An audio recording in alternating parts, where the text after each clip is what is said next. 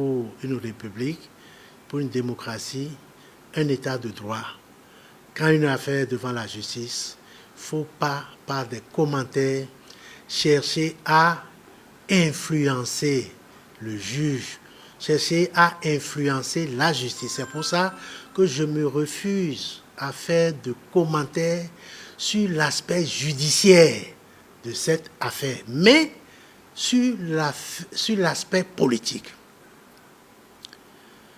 Pour une compétition électorale, pour que des candidatures soient disqualifiées, pour une raison, pour une autre, moi, mon problème, c'est de savoir, est-ce que on doit être candidat à tout prix? Est-ce que, quand on est disqualifié, il faut forcer le destin? Parce que il y a une vingtaine de candidatures, les unes sont recalées, les autres ont pu satisfaire aux conditions requises par les lois et les règlements en vigueur. Pour moi, je clôt. Ceux qui sont admissibles, je dirais, ils continuent le concours, la compétition. Ceux qui ont été recalés, bon, dont acte. On verra la prochaine. Moi, c'est ça, moi, ma conception de la politique. Mais avoir des candidats dire coûte que coûte, je dois, mais on fait de la violence sans le savoir. Moi, c'est l'aspect politique. Je dis, 2021, ce n'est pas la fin du Bénin. 2021, ce n'est pas la première compétition. Ce ne sera pas la dernière.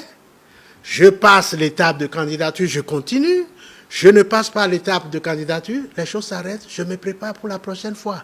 C'est cette attitude à vouloir être candidat malgré la loi, c'est ça qui m'inquiète.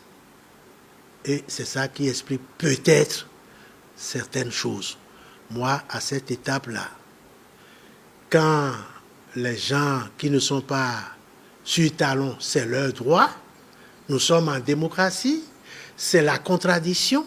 Quand les gens disent « nous voulons restaurer la démocratie », il faudrait qu'ils nous disent quelle démocratie on veut restaurer, parce que si c'est la démocratie prise en otage là, si c'est la démocratie de la corruption, de l'impunité, moi je ne suis pas prêt de restaurer là, cette démocratie-là. Mais nous, à la mouvance, on veut renouveler la démocratie. Parce que si on doit faire le bilan de cette démocratie-là, je dis à des gens, je veux bien être héritier de la conférence, mais après inventaire, je ne prends pas le tout.